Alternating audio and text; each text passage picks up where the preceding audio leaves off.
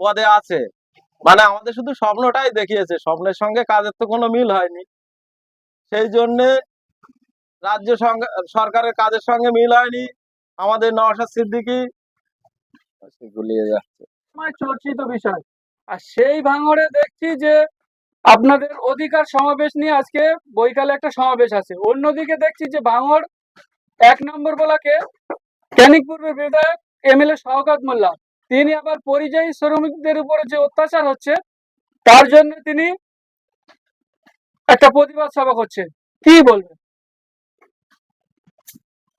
আমাদের মাননীয় মুখ্যমন্ত্রী আমাদের যে স্বপ্ন দেখিয়ে আজকে, মানে বিগত 15 বছর যে স্বপ্ন দেখিয়ে এই জায়গায় নিয়ে এসছে, তার সঙ্গে তো কাজের কোনো মিল নেই, আর মিল করতেও পারবে না। কেন, ওনার শুধু উন্নয়নটা ওনার নেতাদের হয়েছে। আমরা যে এই যে অধিকার সমাবেশ, আমাদের অধিকার আমাদের বুঝে নিতে হবে, আমরা সেই অধিকার আমরা বুঝে নেব। আর যে পদসভা করছে, মানে মানুষ এত পরিমাণ ওনাদের পিছনে আছে যে সবে তো উনানের কাছ থেকে এখন রাস্তায় নেমেছে, এখনো কোথায় কোথায় যাবে ঠিক নেই। আমাদের রাজ্যে এমন বেহাল দশা, মানে কর্ম উঠে গেছে, স্বাস্থ্য উঠে গেছে, যে আমাদের রাজ্য থেকে বাইরে, মানে শ্রমিকরা বাইরে গিয়ে কাজ করছে, এই আমাদের উন্নয়ন।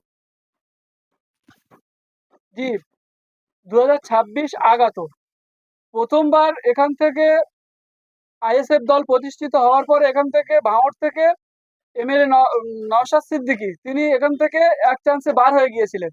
2026-এ এই কন্টেস্টটা কেমন ভাবে দেখছেন? 2026-এ তার প্রমাণ মোটামুটি হয়ে গেছে। নওশাদ সিদ্দিকী যেখানে যাচ্ছে সেখানে রাস্তায় যাওয়ার মতো আর পজিশন নেই।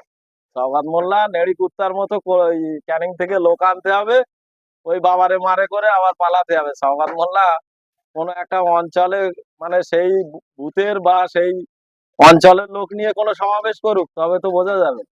শওকত মোল্লার জমানা জব্দ হয়ে গেছে। 26-এ উনি তবলি তবলা রেডি রাখুক, 26-এর পরেই ওনার বিদায় দেওয়া হবে ভাঙড় থেকে।